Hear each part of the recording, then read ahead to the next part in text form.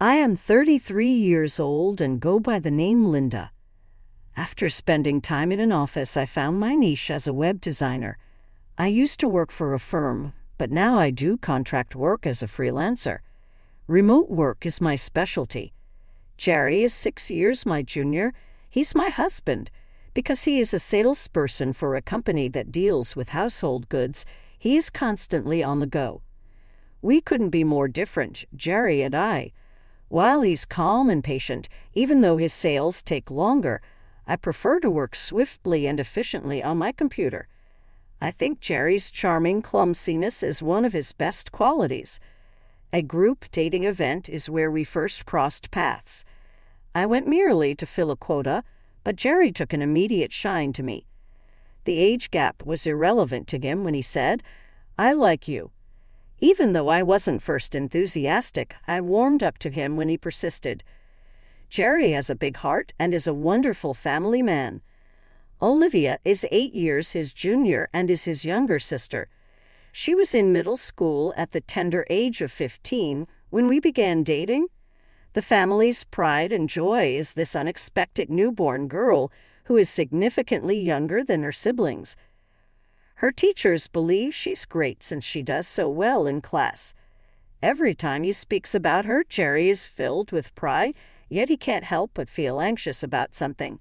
He has assured me on multiple occasions that Olivia's parents would love for her to attend an elite private high school, but that they are financially strapped. The cost of sending Olivia to a private school would significantly increase Jerry's college expenses. Olivia desires to attend a private school, but her family cannot afford it. Jerry thinks she would grasp the matter if they just told her. Nonetheless, his folks are adamant that she get this opportunity. They hope that their children would not have to endure the hardships that they did as they worked hard in agriculture throughout their life. That's why they looked into Jerry's college options. Because they have given so much, his parents' desires are difficult to disobey. For this reason, Jerry puts aside as much money as he can and works part-time on weekends.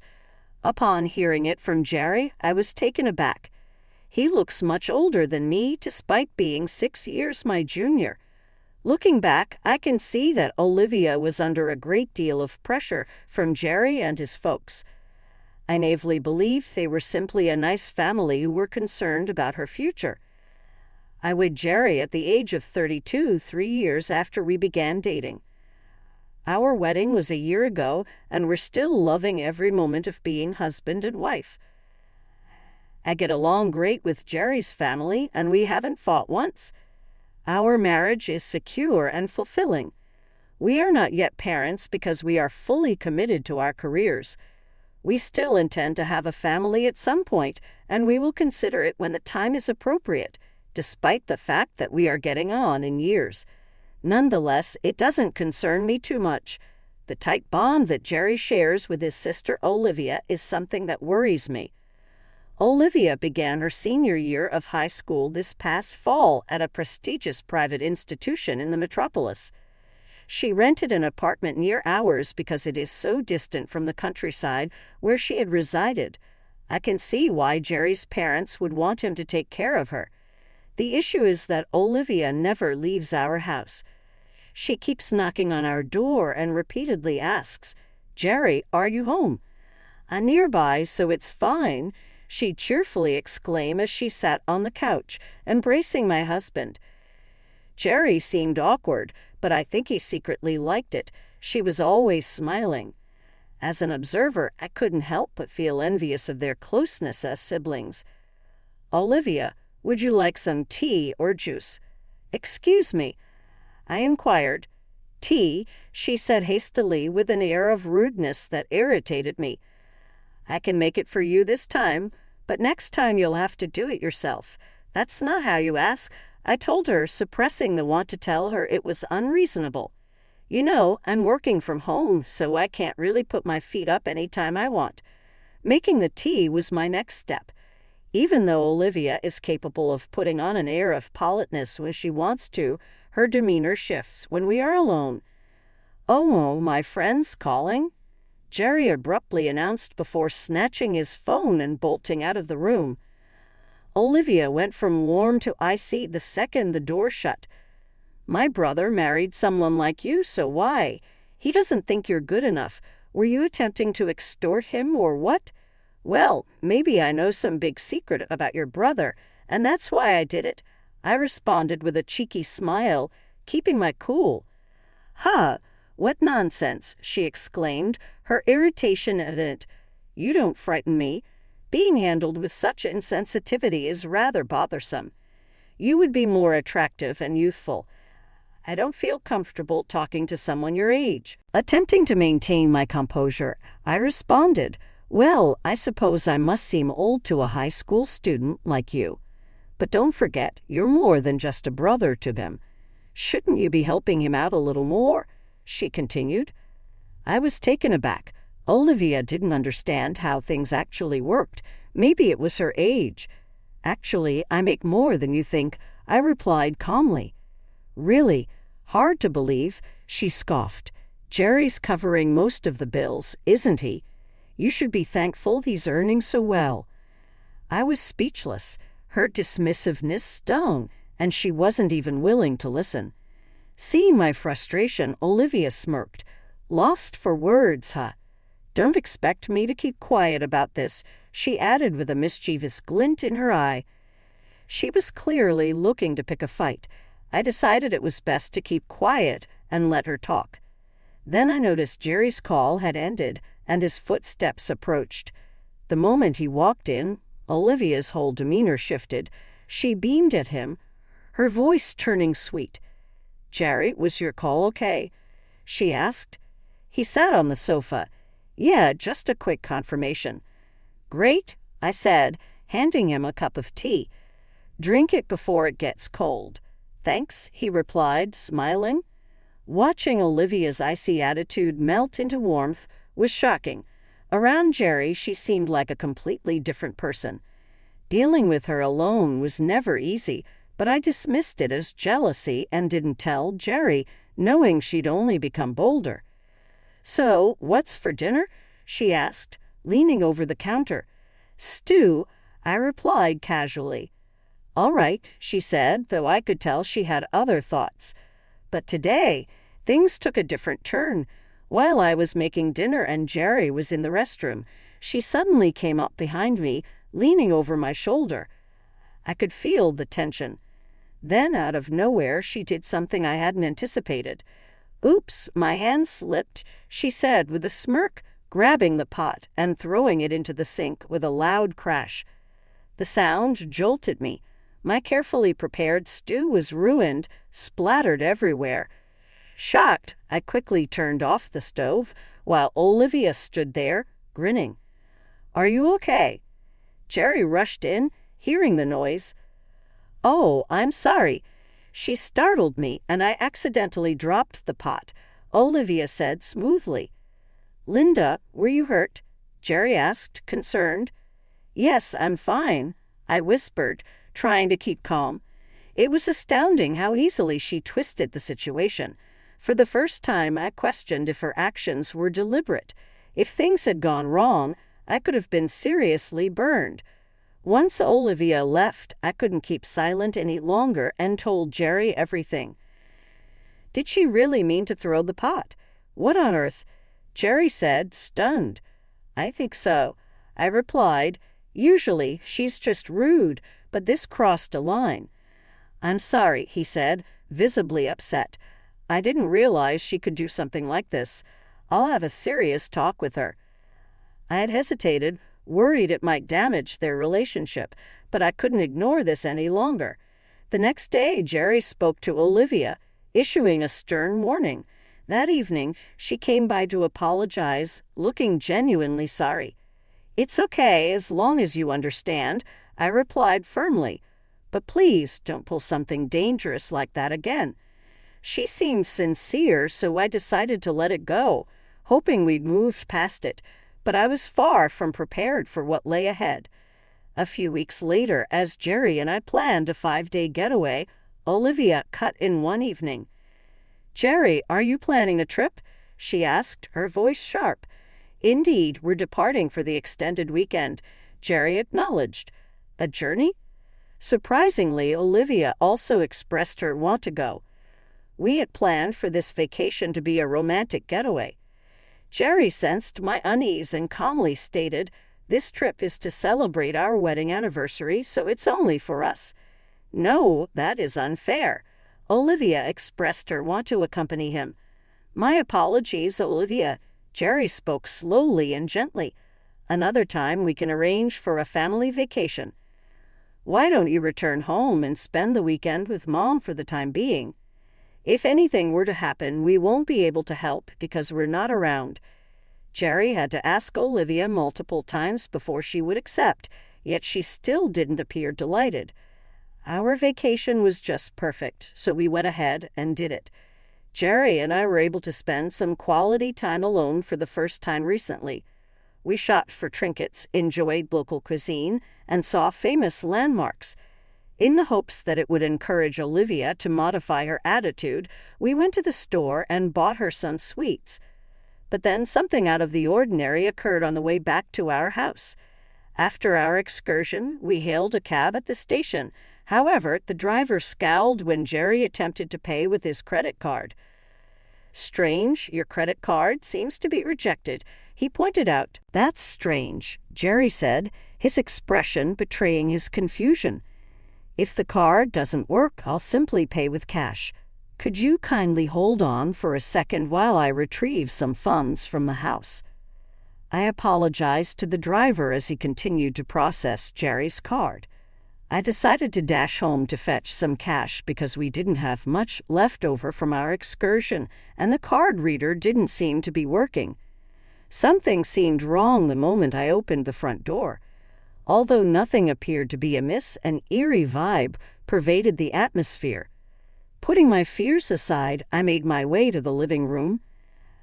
As I cautiously opened the door, everything appeared to be in order. "Olivia, are you home?" "Hey," I yelled. "Yes, I'm here," was the response we received from our bedroom. I didn't understand. Olivia was meant to be at her parents' house. I ran to the bedroom in a panic. "Olivia, I need to know why you're in here." I announced that this was our bedroom. But there was a major problem. In addition to being spotless, the room was surprisingly vacant. Aside from the desk and dresser, several other items had vanished. Not a single one of my cushions or pillows was there. I opened the closet, and all of my clothes were gone, along with my accessories, little keepsakes, and even my graduation album. My belongings have disappeared. As my anxiety level skyrocketed, I looked across at Olivia for comfort. "It seems like my belongings are the only ones that went gone. I don't understand what happened." "Excuse me," I inquired. Olivia made a sarcastic noise and laughed out loud. "Oh, did you find out? I threw away all of your stuff because it was trash." "Why would you do that?" Shocked, I inquired. "I simply do not approve of you," she stated with an air of frigid certainty. "It was all an act. The apology I made, it was for my brother's sake, not yours." I made it clear to him that I am extremely enraged. In the end, I decided to kick you out because it drives me insane that he uses his money to feed you and take you on vacations. You have no business being here. All you are is a low-income house worker. The news seemed so unbelievable to me. At this point, Olivia's wrath was showing through in her yelling. It was plenty for me. All right, I managed to keep my voice composed as I threatened to leave if that was your opinion. "But don't regret this." "Nothing will I ever regret, you know. Just get out," she snapped. "Oh, and I left your work bag and computer? You would be the only one whose work would be impacted if I disposed of those. I'm in the living room with them. Just grab them and run." I returned to the cab after rummaging in the living room for my tools. In the elevator, I happened to run into Jerry. "You were quite slow, but the car did its job in the end. Could something be wrong?" he inquired, perplexed. "Just ask Olivia," I whispered, my voice quivering. Jerry seemed taken aback, but I responded calmly nevertheless. Subtly, I escaped the apartment, suppressing my wrath. I wasted no time getting a night's stay at a nearby hotel. Jerry tried to get in touch with me multiple times while I was in transit, but I didn't return his calls until I was safely in my hotel. Upon hearing Linda's voice, Jerry immediately apologized. Olivia is back at her house now. It never occurred to me that things would play out this way. I believe her anger stems from the fact that I was honest with you. Where do we go from here? Given the amount of your belongings that were disposed of, should we inform the authorities about this? The police? I inquired, slightly taken aback. Absolutely not. I will not do that. I can't believe I've lost my mementos, but I know that things can always be replaced. The cops will likely brush it off as a domestic dispute if we report it. Olivia's future is something that concerns me more. Will you be of assistance? Absolutely, Jerry responded with an air of resolve. Please, I can't have her behave like way any longer. I need you to tell me what to do. After hearing his words of encouragement, we settled on a strategy to deal with Olivia's conduct. It was agreed that we would be strong with her and let her face the true repercussions of her actions. A woman in her 40s would not take it lightly if Olivia acted out. It had been 3 months since I'd left home. Staying at my parents' house was tranquil, and although I missed Jerry, we kept in touch and saw each other on weekends, so everything was okay. It took some time for me to adjust to my new life, but I'm actually enjoying it. Having a respite from housework was a relief, and I loved eating my mom's prepared meals. The 3 months had passed, though, and Olivia had paid Jerry multiple visits. According to Jerry, she appeared content as she contemplated the possibility of a divorce. I can only fathom the arrogance she must have felt upon winning, though it may seem that such at times. As I helped my mom with dinner one evening after work, Jerry gave me a call. Did she show up? I asked. Yeah, he replied, sounding concerned. She's really panicked. It seemed that Olivia had realized things weren't going as she planned and was now pleading with Jerry for help. I put down my cooking tools, sensing that this was serious. I'm coming home, I told Jerry. He understood. When I returned home, the familiar warmth of the house wrapped around me. I slipped off my shoes and headed to the living room where everything seemed calm and normal. Linda, you're back, Jerry greeted me with a smile. But the moment I entered, I noticed Olivia waiting for me. Her eyes, narrow and frustrated, met mine as she knelt on the floor, glaring. Why are you here? She asked with a hint of anger. I told you to leave. Staying calm, I took a deep breath and replied softly, I heard you might get expelled if your tuition isn't paid. Is that true? Be quiet. This has nothing to do with you, Olivia snapped. My brother was covering the costs, but he just stopped out of nowhere. What's going on? She demanded, her voice trembling. Jerry stepped in, trying to calm her down. I was waiting for Linda to get home before explaining everything. What do you mean? Olivia asked, uncertain. Looking at her, I said gently, actually, I'm the one who's been paying your tuition. Her eyes widened in shock. For her private high school, the tuition was around $80,000 over 4 years. I had already paid half. If I couldn't pay the next year's fee, her enrollment would be canceled. I chose to handle it myself because Jerry and her parents couldn't afford it. Olivia just stared, frozen. Finally, her voice shook as she asked, Why would you spend that much? You could just work from home or something. I do work from home, I replied, but the job is the same whether I'm in an office or not. I've just taken on more work to help out. Eyes burning with tears, she asked, Why didn't you just tell me? I didn't want to cause tension between you and Jerry. I was ready to deal with a little criticism for that. I replied evenly, but throwing out my things, that crossed the line. I didn't know you were paying, she insisted, voice rising in desperation. You don't have to believe me, I murmured, but if I stop, you won't be able to finish high school. "No, I can't drop out," Olivia said, breaking down in tears. "Then you need to take responsibility for your actions," I told her firmly. "Why should I?" she shot back, her tone defensive. "Because, Olivia, your behavior has been unacceptable. Jerry interjected. "Linda made it possible for you to attend a great school. If this keeps up, you may have to drop out." Olivia looked at us, struggling with her emotions. "Linda, I'm sorry," she finally whispered. "What was that? I didn't quite hear you," I replied, not letting her off easily. "I'm sorry," she said, voice shaking.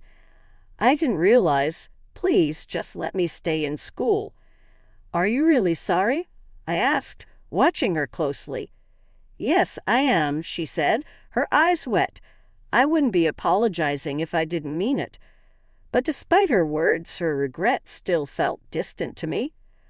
"All right then," I said quietly. "From now on, you'll be responsible for all the housework." She gasped. "What? You need to pay me back for the things you threw out?" I continued, my tone firm. "You'll help around the house and act responsibly." "Why should I have to do that?" she protested. "If you'd rather not, just let me know," I replied calmly.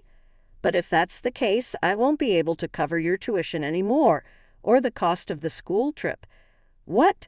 I can't miss the school trip," Olivia exclaimed, clutching her hands in frustration. "Then you'll need to help with chores every day for a year," I stated evenly. "Otherwise, I may have to report your actions." "What about the law enforcement?" "Are you kidding me?" Olivia's tone was quivering. "You haven't shown a real regret." I refused to budge. I refused to see any other way. I declared. "Very well, I get it." Her expression turning pale and her energy level plummeting, she pleaded with him not to contact the authorities. She appeared to finally be taking my tough stance seriously, so it must have worked. From that point on, Olivia dutifully carried out all of the housekeeping tasks as I had requested. She became more proficient at housekeeping chores, laundry, and cooking as time passed. She clearly had success as a result of her efforts. She became more proficient and proud of her achievements. She started to enjoy cooking and even dabbled in recipe experimenting after a while. She began having friends and family around to share her delicious creations after they turned out so wonderfully. Olivia began to treat me differently after that. Jerry, who kept a careful watch on her actions, also helped lead her. Over the course of a year, she oversaw the household chores, and I could see a marked improvement in her character. Her demeanor changed as she started to express gratitude for little things. Her once unyielding character seems to soften with time. Olivia aced her college admission examinations during her senior year of high school and earned a spot in her dream university. "I was able to finish high school thanks to your help," she told me, her face beaming with excitement. "Thank you so much." "Your work was excellent. Congratulations," I said, my heart overflowing with joy for her. As she embarked on a new chapter in her life, I truly wanted to be there for her. We decided to put the past in the past because Olivia had grown to mean a lot to our family. She approached me one day with an unusual request. "I want to handle my university fees on my own, using a scholarship," she whispered. My astonishment was obvious. "Do you mean it? Is doing it something you truly desire?" "Excuse me?" I inquired. She said with conviction, "Yes, I want to handle everything on my own." "Olivia," I remarked, profoundly affected by her choice. My heart swelled with joy as I witnessed her growing up and becoming more independent. How much she had grown up moved Jerry as well. "If you ever require assistance, please don't hesitate to ask," he reassured her with warmth. I spoke softly, and she gave me a grateful glance. "Yes, I am incredibly grateful," she expressed. Olivia then began her time at university.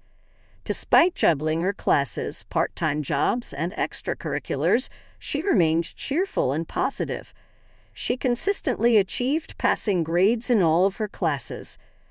She devoted her last year to researching and writing the thesis. She was able to secure employment at her dream workplace in the end. We are not concerned about Olivia's future since she is now an adult and completely self-sufficient.